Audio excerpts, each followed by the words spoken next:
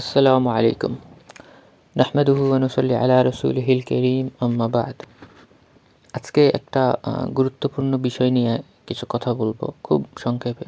কারণ আমি যে টপিক সিলেক্ট করছি এটা বিস্তারিত বলতে গেলে একজন ব্যক্তি তার জ্ঞানের পরিসীমা বা পরিধি অনুযায়ী ঘন্টার পর ঘন্টা বলতে পারবে। এমনও ব্যক্তি আছে 1 ঘন্টা বলতে পারবে, এমনও ব্যক্তি আছে 5 ঘন্টা বলতে পারবে, এমনও ব্যক্তি আছে সারাদিন বলতে পারবে। তো আমি যতটা সম্ভব ছোট করে বুঝিয়ে বলার চেষ্টা করি এবং সবথেকে সহজ ভাষায় যতটা সম্ভব আরবি ইসতিলাহাতগুলো কম ব্যবহার করে এবং ব্যবহার করলেও বুঝিয়ে দিয়ে বোঝানোর ব্যাখ্যা করে বোঝার চেষ্টা করব আমরা। তো বিষয়টা হচ্ছে যে একজন ব্যক্তি আসলে চাইলে গাইলে মুকাল্লিদ থাকতে পারবে কিনা, অর্থাৎ শতভাগ তাকলিদ থেকে মুক্ত থাকতে পারবে কিনা। তো এইটা বোঝার জন্য আমাদের বুঝতে হবে যে তাকলিদ মানে কি। এটা সমাজে এমনটা প্রচলিত আছে, অর্থাৎ রাসূলুল্লাহ সাল্লাল্লাহু আলাইহি সাল্লাম ব্যতীত এমন ব্যক্তির কথা দলিল ছাড়া অনুসরণ করা যিনি হুজ্জাত না শরীয়তের ক্ষেত্রে। যেমন আমার কথা, আমি শরীয়তের ক্ষেত্রে হুজ্জাত না, আমাকে মানা ফরজ না। এখন কেউ যে আমাকে দলিল ছাড়া মানে, সে এটা মানতে পারবে কিনা, তার জন্য জায়েজ হবে কিনা তার দ্বীনের ক্ষেত্রে, ইসলামের ক্ষেত্রে। তো এই ব্যাপারে আওয়ামের বিষয়ে, আওয়ামের জনসাধারণের ব্যাপারে ইজমা আছে যে সে পারবে। আলেমদের, মুজতাহিদের তাকলিদ করতে পারবে। শেখ মোহাম্মদ আমিন শানকিতি ওনার আদওয়াউল বায়ানে এই ইজমা নকল করছেন, অন্যান্য আলেম এটা করছেন এবং শেখ আমিন শানকিতি কিন্তু সালাফি আলেম। এবং এটার শুধু কাদেরিয়া ছাড়া কেউ ইখতিলাফ করে না। আমাদের সমাজে কিছু ভাই আছে যারা আসলে আওয়াম, মানে দ্বীনের ইলম নেই, পড়াশোনা নেই, আরবি ভাষার ইবতিদায়ী পর্যায়েরও জ্ঞান নেই, উসুল ফিক কখনো পড়ে নাই, হ্যাঁ, তো তারাও নিজেকে গায়রে মুকাল্লিদ দাবি করে। তো আমরা ওইটাই পর্যালোচনা করবো যে একজন ব্যক্তি গায়রে মুকাল্লিদ থাকতে পারবে কিনা। আরেকটা বিষয় হচ্ছে যে একজন ব্যক্তি তাকলিদের মশলাটা আমার কাছে এরকম যে এটা ম্যান টু ম্যান ভ্যারি করে, অর্থাৎ সবার উপরে হুকুম সমান না। ঠিক যেমন মুজতাহিদ এবং মুকাল্লিদ হওয়ার মাঝখানে লম্বা একটা সফর আছে, ওই সফর ধীরে ধীরে জারি করতে হয়। এমন না যে আজকে মুকাল্লিদ ছিল, লম্বা টাইম পড়াশোনা করে হঠাৎ করে একদিনের ব্যবধানে মুজতাহিদ হয়ে গেছে, বিষয়টা এমন না। বরং সে ব্যক্তি ধীরে ধীরে মুজতাহিদ হবে এবং তার ইজতিহাদের পরিধি ধীরে ধীরে বাড়বে। তো সে যতটুকুর মধ্যে আছে ততটুকুর মধ্যে তাকে ইজতিহাদ করতে হবে, বাকি অংশ তাকে তাকলিদ করতেই হবে। তো যে বলে আমি সম্পূর্ণ তাকলিদ থেকে মুক্ত, মাযহাবই মানি না, সে আসলে সত্য কথা বলতেছে কিনা। অর্থাৎ আপনি তাকলিদ ছাড়েন, সমস্যা নেই, তাকলিদ ছাড়েন, তাকলিদ করেন না, নিজের মতো ইজতিহাদ করেন, সমস্যা নেই, কিন্তু আপনি যে আসলে তাকলিদ করেন না ওইটা সাবিত করতে হবে। আমাদের সংশয় এখানে না যে আপনি তাকলিদ করেন কিনা, আমাদের সংশয় এটা যে আপনি তাকলিদ ছাড়তে পারবেন কিনা, এটা হচ্ছে কথা। তো এখানে আলোচনার বিষয় সেটা হচ্ছে যে আমি কিছু উদাহরণ পেশ করব যে আপনার বাহ্যিকভাবে মনে হইতে পারে যে আপনি তাকলিদ করতেছেন না, কিন্তু আসলে আপনি তাকলিদ করতেছেন, খুব বুড়াভাবে তাকলিদ করতেছেন, অনেক খারাপ জায়গাতে। মাযহাব মানা কেন প্রয়োজন সেটাই বলতেছি। নুসুসকে বোঝার জন্য সহিহ জয়ীফ যাচাই করার ক্ষেত্রে কিছু লোক আছে যারা ধরেন হাদিস সহিহ প্রমাণিত হয়েছে এবং সেটা প্রমাণ করা চায়। আমি হাদিস এবং ফিকহ উভয় জায়গা থেকে উদাহরণ দিয়েছি, শুধু হাদিসের ক্ষেত্রে বলি। ধরেন শেখ আলবানী একটা হাদিসকে সহিহ বলছে, শেখ সোহাইব আরনাউত সহিহ বলছে, বা আহমদ শাকির সহিহ বলছে, কোনো একজন সহিহ বলছে। আপনি ওইটা দেখলেন, দেখে আপনি মনে করলেন যে হ্যাঁ সহিহ বলছে, এটা আমল করতে হবে, আমি তাকলিদ করতে পারবো না, কিন্তু আপনি তাকলিদ করতেছেন। হাদিসকে সহিহ বলার ক্ষেত্রে আপনি তাকলিদ করতেছেন, কারণ আপনি জানেন না শেখ আলবানী কোন প্রেক্ষিতে সহিহ বলছে। উদাহরণস্বরূপ রফুলিয়াদিন ছেড়ে দেওয়ার যে হাদিসটা, সুফিয়ান সৌরির তাদলিস আছে ওখানে, তো ওই হাদিসকে শেখ আলবানী সহিহ বলছে। সালাফি জমহুর আলেম এটাকে জয়ীব বলে। কেন জয়ীব বলে? ওখানের রাবি ইমাম সুফিয়ান সৌরি তাদলিস আছে, আনানা দিয়ে রেওয়ায়ত করছে এবং উনি মুদাল্লিস রাবি। তো এখানে প্রশ্ন হচ্ছে যে উনি যে তাদলিস করছে, ওনার তাদলিস গ্রহণযোগ্য কিনা, এটার উপর পুরো আলোচনা। ওনার তাদলিস গ্রহণযোগ্য হলে হাদিস সহিহ, না হলে হাদিস সহিহ না। ওনার তাদলিসের ব্যাপারে ইমামদের মধ্যে ইখতিলাফ আছে। হাফিজ ইবনে হাজার আসকালানী ওনাকে দ্বিতীয় তাবকার মুদাল্লিস রাবিদের অন্তর্ভুক্ত করছেন, অর্থাৎ এমন তাবকা যারা শুধুমাত্র জয়ীফ হাদিস, শুধুমাত্র সহিহ সিগার রাবিদের থেকে হাদিস রিওয়ায়াত করেন। এটা হচ্ছে বিষয়। তার মানে তাদলিস করলে তো ওই তাদলিসের উপরে তাসহিহের হুকুম লাগানো যাবে। কিন্তু কথা হচ্ছে যে আমাদের তাহকিকে আমরা অনেক জায়গাতে দেখছি উনি জয়ীফ রাবিদের থেকে হাদিস রিওয়ায়াত করছেন। যদি প্রমাণিত হইতো যে উনি শুধুমাত্র সিগার রাবিদের থেকে হাদিস রিওয়ায়াত করেন, তাহলে আমরা মেনে নিতাম। তো এই জায়গাতে সমস্যা। এখানে আপনি তাকলিদ করতেছেন, আপনি শুধু দেখতেছেন যে শেখ সহিহ বলছে, মানে এটা তাকলিদ, এটাই তো তাকলিদ। শেখ আলবানীর তাকলিদ এটাই, সে শাহেখ বলেছেন। আর যদি আপনি তাকলিদ থেকে মুক্ত থাকতে চান, আপনাকে ওই জায়গা পর্যন্ত যেতে হবে। উনি সহিহ বলছেন, টাইম যাচাই করতে হবে। যারা জয়ীব বলছে যে ইল্লাতটা কী দেখাইছে, ওই ইল্লাত আসলে যায় কিনা, কারণ অনেক জায়গাতে ইল্লাত দেখাইছে, ইল্লাতটা আসলে যায় না। যেমন একজন বলতেছিল, আমাকে বলতেছিল কিছুদিন আগে যে অমুক হাদিসটা জয়ীফ কারণ অমুক রাবির সাথে অমুক রাবির মুলাকাত সাবিত না। কিন্তু কথা হচ্ছে হাদিস সহিহ হওয়ার জন্য তো মুলাকাত শর্তই না, ঠিক আছে? এই শর্ত এটা মুখতালাফিহি মাসালা। ইমাম মুসলিমের কাছে শর্ত না, অনেক ইমামের কাছে শর্ত না, শাইখুল ইসলাম ইবনে তাইমিয়ার কাছেও শর্ত না, পরবর্তী অনেক ইমামের কাছে এটা শর্ত না, শেখ আহমেদ শাহের অনেক আলিমের কাছে শর্ত না। এবং সহিহ মুসলিম অনেক হাদিস যেখানে মুলাকাত হয় নাই, রাবীদের মুলাকাত প্রমাণিতই না। এবং সহিহ মুসলিমের মুকাদ্দিমাতে ইমাম মুসলিম খুব শক্তভাবে মুসলিমের ইমাম বুখারীর মতকে রদ করছে, যিনি মুলাকাতকে শর্ত করছেন। তো এই যে এই বিষয়গুলো আপনাকে বলা হচ্ছে, ইল্লত বলে দেওয়া হচ্ছে, তারপর আপনি তাকলিদ করতেছেন, ভাবতেছেন আমি তাকলিদ করতেছেন না। তো এখানে তাকলিদ আছে। তো এই হচ্ছে হাদিসের ক্ষেত্রে। এখন নুসুসের ক্ষেত্রে আরও বড় বড় জায়গাতে সমস্যা। ধরেন যে একজন আলেম, আপনার শাইখ আপনাকে ফতোয়া দিছে, কোনো একটা হাদিসকেই সামনে রেখে ফতোয়া দিছে, ওটাকে ইস্তেদলাল করছে। তো ইস্তেদলালের ক্ষেত্রেও তো আপনি তার তাকলিদ করতেছেন। আপনাকে বলতেছে শাইখ বিন বাজ একটা ফতোয়া দিল ধরেন কোনো একটা হাদিসকে সামনে রেখে, এবং বলে এই হাদিস এটার ফতোয়া, এটা দলিল। তো আসলে ওই হাদিসটা ওই ফতোয়ার দলিল কিনা এটা তো আপনি জানেন না, এটা বোঝার তো আপনার এলেম নেই। কারণ একটা নুসুসকে বুঝতে গেলে আলেমদের মধ্যে ইখতিলাফ হয়, অনেক জায়গাতে ইখতিলাফ হয়। তো বর্তমান ফিকহ নওয়াজির যেটা সমসাময়িক যেই ফিক, ওইটার ক্ষেত্রে আপনার বহু জায়গাতে কিয়াস করতে হয়, বহু জায়গাতে নুসুসের থেকে কিয়াস বেশি দরকার এখনকার যুগে অনেক মাসালাতে। তো ধরেন আপনার শাইখ কিয়াস করছে, উনি মাফহুম মুখালাফার মাধ্যমে কিয়াস করছে, অথবা মাফহুম হচ্ছে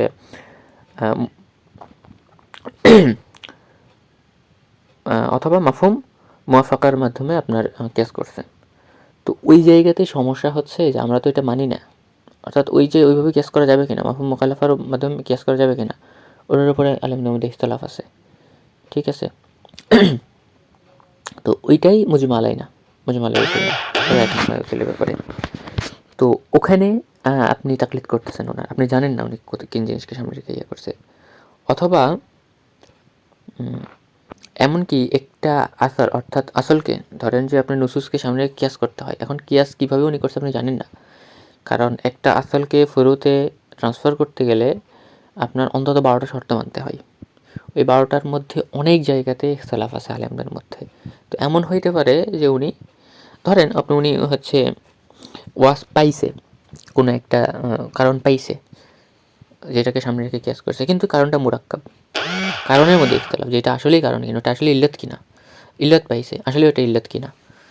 কারণ এমন হাদিস আছে যেখানে ইল্লত সরাসরি বলা থাকে না। এটার বিস্তারিত আলোচনা তানকিহুল মানাত, তাহকিকুল মানাত, তাখরিজুল মানাতের আলোচনাতে আসে। তো ওগুলা হয়তো অনেকে পড়ে নাই। তো যে পড়ে নাই ও কেমনে বুঝলো যে উনি হচ্ছে যে নুসুস থেকে যে ইস্তেদলাল করে ঠিক করছে? হইতেই তো পারে ভুল করছে, ঠিক আছে? আপনি হয়তো তাকলিদ করতেছেন, তার নুসুস বুঝার ক্ষেত্রে তাকলিদ করতেছেন, ঠিক আছে? কারণ এটাও তো শরীয়তের অন্তর্গত, নুসুস কীভাবে বুঝতে হবে এটাও শরীয়ত, এটাও দিন। শুধু এই 17টা আয়াতের মধ্যে অনেক কাহিনী আছে। এমন হইতে পারে উনি মুগাল্লাজ হুকুমের উপর কিয়াস করছে, আর আমরা মুগাল্লাজ হুকুমকে হুজ্জত মানি না, ঠিক আছে? জমহুরি মানে না, এবং এটা কোরআন সুন্নাহর পবিত্র। আচ্ছা, মুগাল্লাজ হুকুম হচ্ছে শরীয়তে এমন কোনো বিধান যে বিশেষ কারণবশত অন্য বিধানের চেয়ে একটু কঠোর করা হয়েছে। যেমন কাফারার ক্ষেত্রে 60 জন হচ্ছে ব্যক্তিকে ইয়েকে খানা খাওয়ানো, এটা অনেক একটু কঠিন। তো মুগাল্লাস যেই ইল্লতগুলো পাওয়া যায় ওগুলোর উপরে কিয়াস জায়েজ নেই, এটাই জমহুরের মত। তো হতে পারে উনি ওটাকে সামনে রেখে কিয়াস করছেন, ঠিক আছে? ওটা ওনার মত, শাজ মত। তো এটা হচ্ছে বিষয়। এমনকি ধরেন ইল্লতে পাওয়া গেল, ধরে নিলাম ওই 12টা থেকে খুব সুন্দর করে বের করে নিয়ে এসে ইল্লত পাইছে।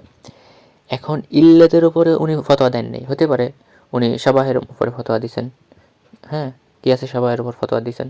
তো কিয়াসে শাবাহ তো হুজ্জত না, কিছু আলেম হুজ্জত বলে, কিছু আলেম মানে। কিয়াসে শাবাহ বলতে সাদৃশ্য, আসলে ইল্লত না, ত্রুটি না, সাদৃশ্যকে সামনে রাখছে। যেমন গোলাম, এটার কিসের ওপর কিয়াস করা হবে গোলামকে? এটার কোনো ইল্লত নেই, এটা শাবাহের ওপর, সাদৃশ্যের ওপরে, যে সে তাকে হচ্ছে কোনো পণ্য সামগ্রীর উপর কিয়াস করা হবে কারণ তাকে কেনা হয়, বাজারজাত করা হয় এরকম, নাকি মানুষের উপর কিয়াস করা হবে কারণ তিনি প্রাণী একজন? তো হতেই পারে আমরা এটাকে মানি না, ঠিক আছে? তো এই কিয়াসকে আমরা মানি না, তো হতে পারে উনি এটার উপরে কিয়াস করছেন, আপনি কীভাবে বুঝতে পারবেন? এখানে হচ্ছে ইয়ে করতে হয়। আচ্ছা, মুরাক্কাব ওয়াসফের বিষয়টা হচ্ছে যে এমন ইল্লত, ধরেন নুসুসকে বুঝতে গিয়ে আলেমদের মধ্যে ইখতিলাফ হয়েছে কেন, যে ওটার মধ্যে যে ত্রুটিটা, ইল্লতটা যেটার উপর কেস করা হবে, যেটাকে সামনে রেখে, ওইটাই এক না, একাধিক এক এক আলেম এক এক। যেমন একটা হাদিস আছে না, স্বর্ণের যেই সুদের যে হাদিসটা, যেখানে স্বর্ণের সাথে স্বর্ণ, রূপার বদলে রূপা, গমের বদলে গম, এগুলোর উপরে এগুলো বিষয়ে সুদের হুকুম লাগাইছেন। তো এটার ইল্লতটা কি আসলে?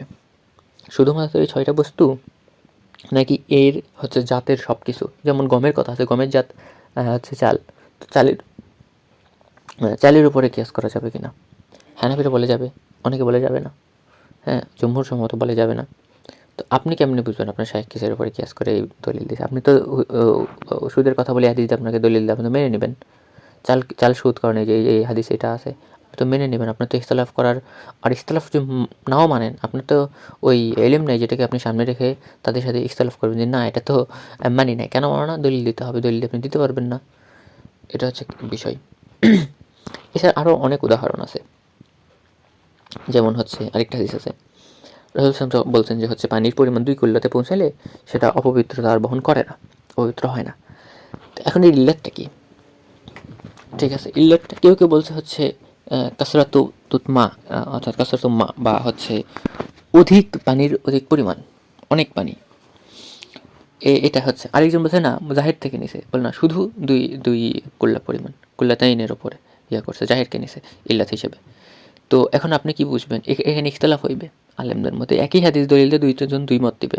একজন বলবে যে হচ্ছে এই পরিমাণের বেশি হইলেই হইল হবে না। আরেক ধরেন যেটা কমে আসলো এই পরিমাণের থেকে, কিন্তু রং এবং স্বাদ বা 3টা গুণের মধ্যে কোনো 2টা পরিবর্তন হইল না। এখন একদল ফতোয়া দিবে যে এটার ইল্লাত ছিল পানির অধিক্য, অনেক পরিমাণ পানি, যার কারণে এখানে এখানে কম হওয়া সত্ত্বেও এটার উপরে হুরমতের হুকুম আসবে না, বা এটার উপরে নাপাকের হুকুম আসবে না।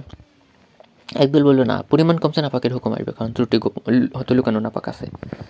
তো এই যে মুরাক্কাব ওয়াসফ, যেটা ইল্লাতের মধ্যেই হচ্ছে ইখতিলাফ, ওইটা হচ্ছে আপনি জানেন না, ওখানে আপনি তাকলিদ করতে হবে।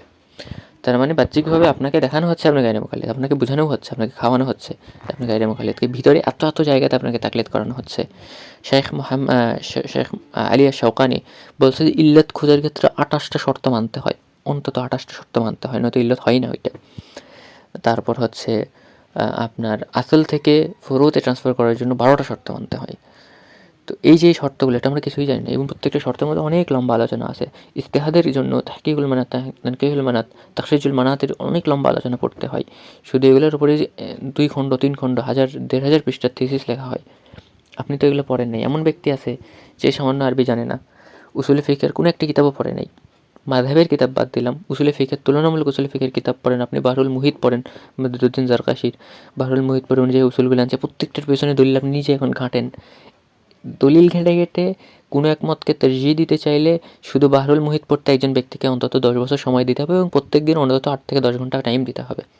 যেমন হাদিসের ক্ষেত্রে মুজতাহিদ হইতে গেলে শেখ আলবানির মতো বা শেখ শোয়েবানুতের মতো হইতে গেলে 20 থেকে 25 বছর দিনরাত এক করে পড়তে হয়। উসুলে ফিকহেও তারজিহ দিতে গেলে, ইস্তেদলাল করার ক্ষেত্রে গায়রে মুকাল্লিদ হইতে গেলে আপনাকে এই পরিমাণ পড়াশোনা করতে হবে।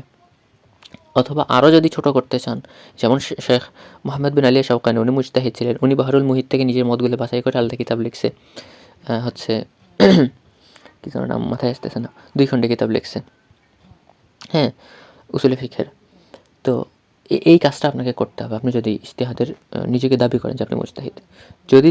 যদি আপনি অথবা গায়রে মুকাল্লিদ, তার মানে আপনি শতভাগ তাকলিদ থেকে মুক্ত দাবি করতেই পারবেন। হ্যাঁ, বলতে পারেন যে কিছুটা আমি মুক্ত, আমি নুসুস দেখতেছি আমার সামনে আসতেছে, অন্য ব্যক্তির সামনে আসতেছে না, সে জানে না তাকে কোন নুসুস থেকে ইস্তেদলাল করে আলেম ফতোয়া দিছে, এই যে সামান্য পরিমাণ তাকলিদ থেকে, এটাতে আপনি হইতে পারেন। শতভাগ তাকলিদ থেকে মুক্ত, তাকলিদ হারাম, এটা বলার কোনো ইয়ে নেই। এবং আলেমদের মধ্যে ব্যাপারে ইজমা আছে। ইমাম আহমদ ইবনে হাম্বল বলছেন যে তাকলিদকে যে বলে আমি তাকলিদ করি না, সে হচ্ছে ফাসেক, রাসূলের শত্রু, ওনার কিতাবে আছে। যেটা হচ্ছে হারবাল কিরমানি ওনার কিতাবে আনছে, ওনার ছাত্র সরাসরি ওনার থেকে নিয়ে আসছে। পাশাপাশি হচ্ছে কাজী ইবনে আবি ইয়ালা, অর্থাৎ ইমাম ইবনে আবি ইয়ালার ছেলে, ওনার তাবাকাতুল হানাবিলাতে নিয়ে আসছে, অনেক জায়গাতে আসছে। এবং ইমাম শাফিও অনেক জায়গাতে, কারণ ইমাম ইবনে তাইমিয়ার একটা মত হচ্ছে, ইমামদের মধ্যে এটাও মত আছে যে মুজতাহিদ তাকলিদ করতে পারবে কিনা, তো অনেক জায়গাতে আছে মুজতাহিদও তাকলিদ করতে পারবে, যেখানে তার ইজতিহাদ করার সময় বা ওই পরিমাণ জ্ঞান নেই। তো ইমাম শাফি অনেক জায়গাতে বলছে আমি এই ফতোয়াটা ইবনে আব্বাসের তাকলিদ করে দিছি, এই ফতোয়াটা আমি সবার তাকলিদ করে দিছি। তো ওই জায়গাতে উনি ইমামদের, ওই জায়গাতে তিনি যেখানে দ্বিধায় পড়ছেন, ওখানে তিনি তার পূর্ববর্তীদের তাকলিদ করাকে সমীচীন মনে করছেন এবং তাকলিদ শব্দই ব্যবহার করছেন, যেটা ইমাম ইলামুল মুওয়াক্কিন রাব্বিল আলামিন ইমাম ইবনুল কাইয়িম জাওজিনী নিয়ে আসছেন। তো তাকলিদ করাতে সমস্যা নেই। কথা হচ্ছে এটা, মূল কথা এটা যে আপনি যতটুকু আপনার যোগ্যতা আছে এতটুকু আপনি যাবেন, এরপরে আপনার তাকলিদ করতে হবে। নয়তো উপায় নেই। অথবা যে এই যে আলোচনাটা পুরো শুনবে, সে উপলব্ধি করতে পারবে, নিজের জিনিসটা বুঝতে পারবে, তারপরেও যদি সে দাবি করে আমি গায়ের মোকালে, সে মিথ্যা বলতেছে। তাকে মিথ্যাবাদী ছাড়া আর কোনো কিছু বলার মতো সুযোগ নেই। তো এই হচ্ছে বিষয়।